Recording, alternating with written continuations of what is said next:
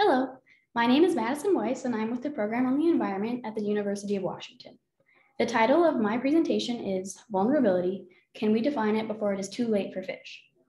The reason why my project is important is because fisheries are a source of food, industry, and cultural significance for billions of people around the globe. The first step we must take in preparing fisheries for climate change is to define fish species vulnerability. There are currently no universal guidelines for defining vulnerability for fish species. Therefore, this gap in knowledge must be filled in order to properly conserve and monitor fish species.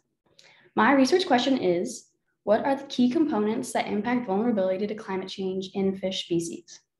In order to answer this question, I interned with the National Oceanic and Atmospheric Administration at the Alaska Fisheries Science Center. My project there focused on identifying temperature sensitivities for 9 fish species in the Gulf of Alaska. In order to accomplish this, a literature review was conducted consisting of peer-reviewed research papers and stock assessments. This information was used to fill out an Excel spreadsheet for each species to determine their vulnerability.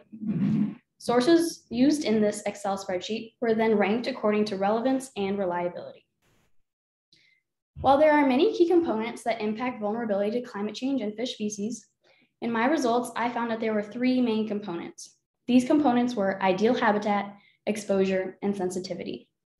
Ideal habitat takes into consideration depth, ideal temperature, timing of key life history events, and accessibility of preferred prey. Exposure is the extent to the degree that the species' ideal habitat is currently experiencing changes in temperature. And lastly, sensitivity is a measure of how deeply a species is affected by changes in temperature. I also took into consideration for sensitivity the ability of a population to migrate away from regions experiencing heating events. In terms of significance, this work can be used to identify key characteristics that make fish species vulnerable to climate change. This project helps identify gaps in knowledge for fish species in the Gulf of Alaska in order to implement more effective management strategies. This is best seen in Table 1. This table depicts 3 of the main factors that impact vulnerability to climate change for 4 of the 9 species evaluated in the adult life history stage.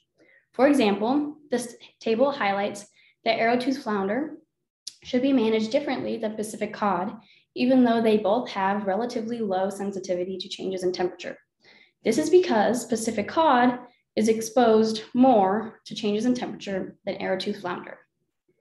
In terms of next steps, there is a correlation between fishery value and amount of research done on a species. Vulnerability cannot be assessed for a species if not enough is known about them. Therefore, more research must be performed in less economically valuable species because they still have inherent and ecological value. Ultimately, I would like to thank Bridget Ferris, Tim Essington, and my family for supporting me throughout this process. If you have any questions about my presentation, please feel free to reach out to me over Twitter at Maddie Weise, and that is spelled MADDYWEISE. Thank you so much. Bye-bye.